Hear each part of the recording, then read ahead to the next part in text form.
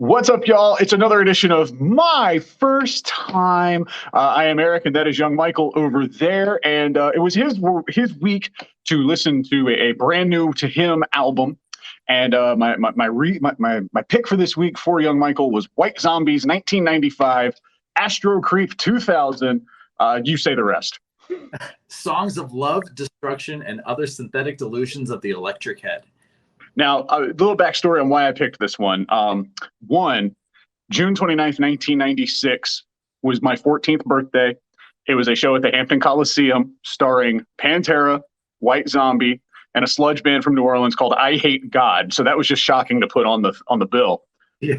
I didn't have a ride there. It was at the Hampton Coliseum. I didn't have a ride. I couldn't go.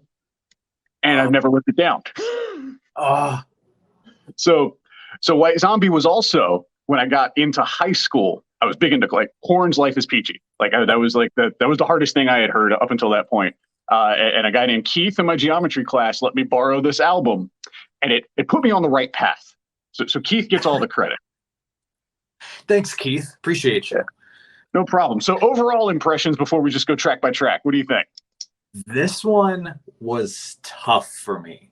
So musically, chaotic. Like if I had to put it in a word, it was just pure chaos. It sounded like it was machine rock.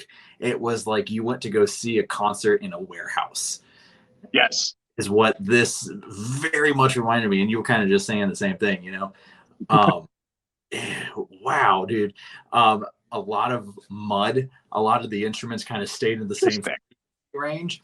I feel overall for most of it, lyrically, the lyrics took a backseat to everything.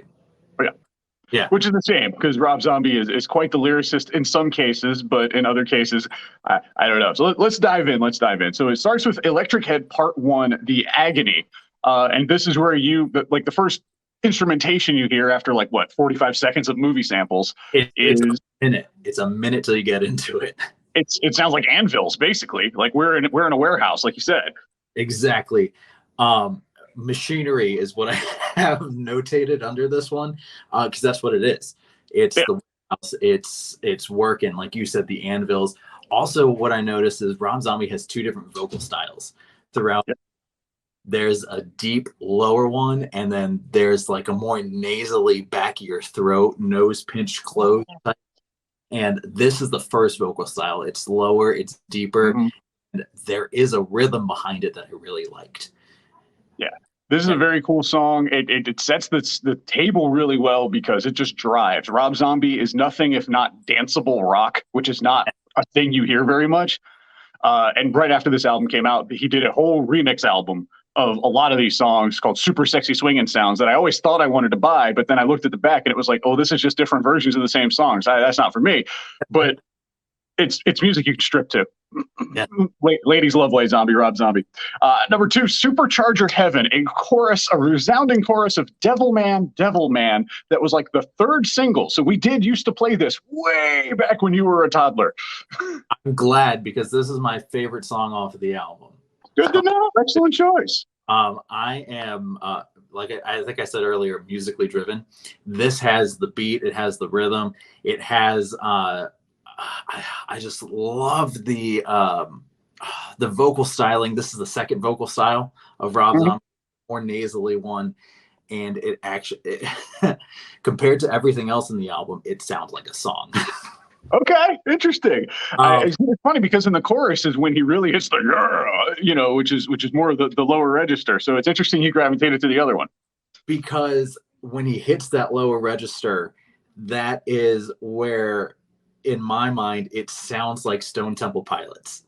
It sounds like a low guttural Scott Weiland. I can't pull my brain away from it. It sounds like Cracker Man. It sounds like Cracker Man. GP. Interesting. Those are connections I never would have made. Never at all. And I think Rob Zombie and Stone Temple Pilots pretty opposite. Not a lot of similarities other than time. Exactly. I love this one, and that's what it reminded me of. I don't know why. Maybe it was the rhythm. Maybe that song just popped out when listening to it. Hey, we'll take it. Track number 3, Real Solution number 9. A lot of times I find the movie drops in the Rob Zombie, White Zombie songs to not. I don't think they really add much to it, but this song literally cannot start without "I'm already dead.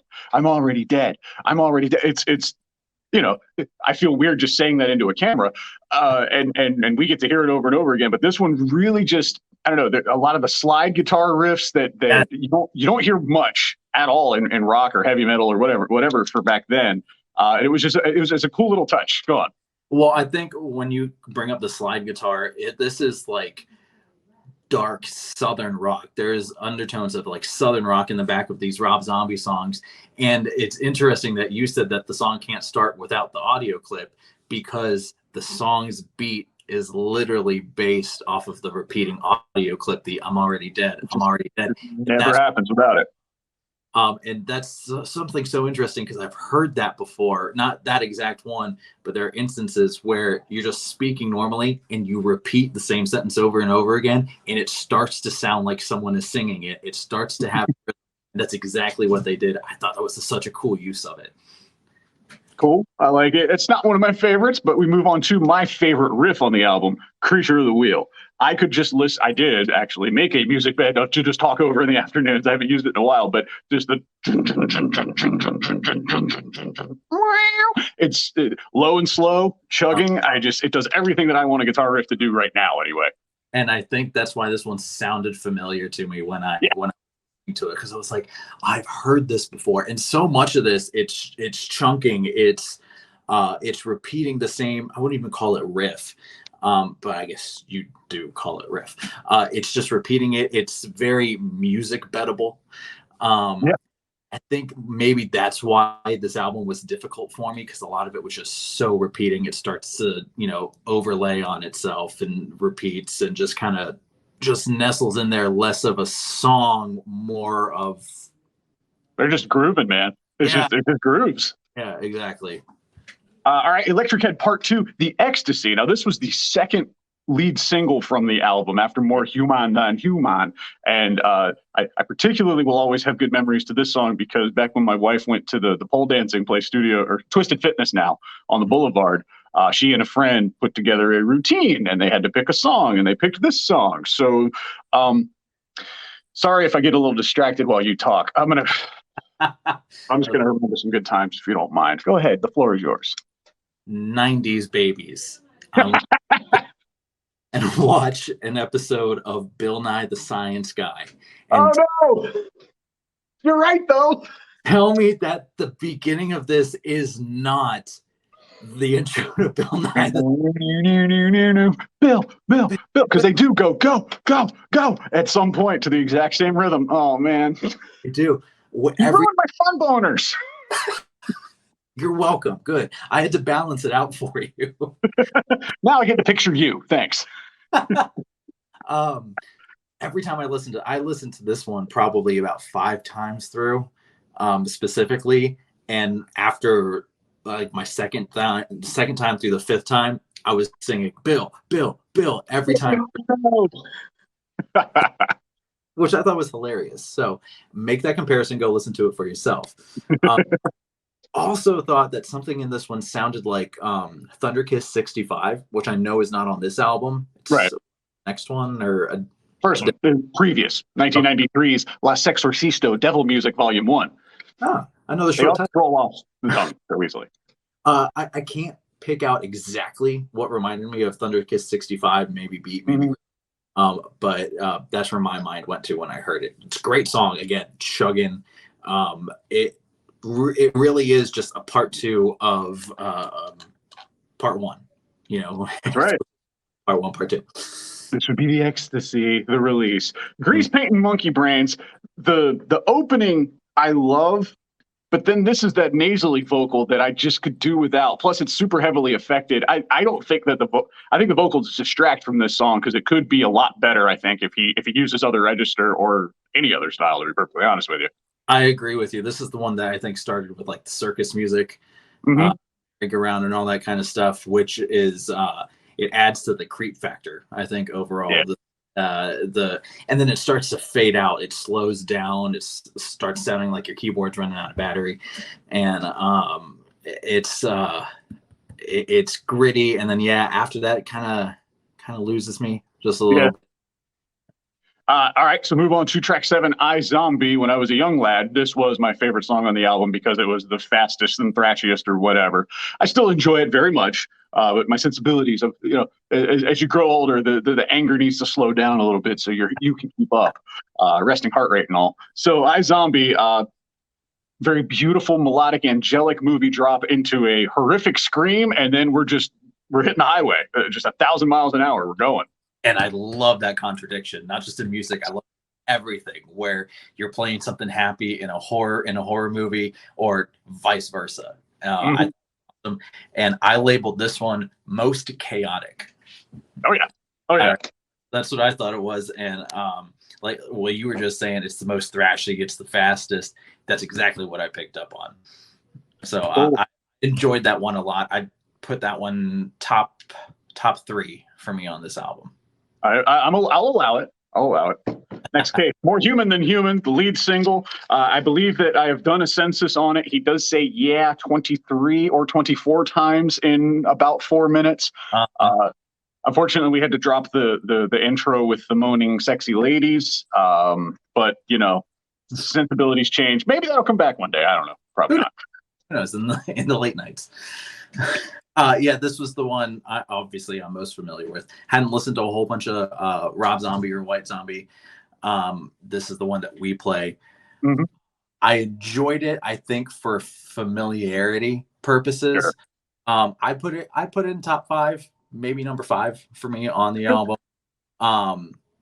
It's a Rob Zombie song. It's one of the ones that actually it's more musical than it is just riffing, chunking the entire. It separates. It was the first thing I ever tried. I tried to play that. I wasn't going to buy a slide just so I could learn how to play one song, because it's literally just drop open strings, and slides. So tried a screwdriver and totally screwed up those low E strings. Don't do that, kids, unless you really know what you're doing. Track 9, El Phantasmo and the Chicken Run Blast-O-Rama. I wish the rest of the song was as fast as the first 10 seconds. I wish it stayed that way. It's still good. But something about that, I wish that musical element came back at some point in the song. And there's a section in the middle where I kind of think it just completely drops and slows down, and it doesn't really pick back up that much. Yeah. Or maybe it just reverts to what it was after the first 10 seconds of the song. And so you kind of lose it. But title-wise, wow, that's a mouthful. That's how it goes. That's how it goes with our Robert. It's that open, and it's funny because after that million miles an hour blistering open, the riff is really similar to Creature of the Wheel, but for whatever reason, my brain wants more of that instead of this. When you tease me, Robert, you tease me, Mr. Zombie. You got the taste. Blur the Technicolor, Blur the Technicolor, Blood Milk and Sky, and the last track, The Sidewalk Ends Where the Bug Parade Begins, are all one track in my head. Yes. When you listen to the CD of it, there's no separation. It does tracks 11 and 12, Blood Milk and Sky, and The Sidewalk Ends. I didn't even know that was a separate track until I looked it up on Spotify today to go over to make my track list. I just thought that was the same thing. That was my exact thought too, because where the Sidewalk Ends Where the Bug Parade Begins, it's pretty much just an instrumental. It's you're walking out, the band is walking out. That's the end of it. You're kind of it's the credits. It's literally the credits. Yep. Go ahead. I was just gonna say, yes, they are all 3 pretty much the same song. If you're not paying attention, you just think it's one really long song with an instrumental at the end. So I would say, and this might be a strange comp and you may not even know it, but Blood Milk and Sky, in a way, is like on the Beatles' Revolver, their Tomorrow Never Knows. It's their first it's like a foray into trippy and just trancy, and that is definitely one that got remixed on the Super Sexy Swingin' Sounds remixed album. But and just looking at them, I cannot tell you what the difference is between Blur and Blood Milk and Sky, even though I know Blood Milk and Sky is the I won't do that much more. I think that's where they start to kind of sign off. the album. It's we've had our time. Now here's the last 3 songs. You're not going to be able to tell where they split just because we're kind of hanging out at this point. Yeah. This is when we throw the picks and the t-shirts and the shake hands in the front row. Pretty much. We have other stuff to do, and just keeping one song on and calling it 3 is the easiest way to end it. Nice. All right, Michael. So we've done it. You've gone through another successful homework assignment. How would you grade this one? Your first album, Alice in Chains Dirt, you gave an 8 out of 10. Mm-hmm. For this one, just because of my musical sensibilities and just thinking that this is so sunken and just kind of so much of the same songs, I'm gonna give it like a 6.5, maybe 7 out of 10. Only songs like I loved Supercharger Heaven off of the album. Yeah. One that I'm gonna go back and listen to.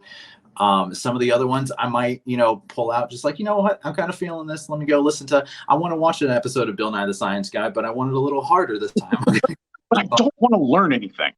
Not today. Oh, no, I don't. So I'm going to go ahead and give it a solid 6.5. 6.5. I'll accept it. I don't love it, but I'll allow it. And then next week, tune in for another episode of My First Time, as Michael has assigned to me Slash's Slash from 2010.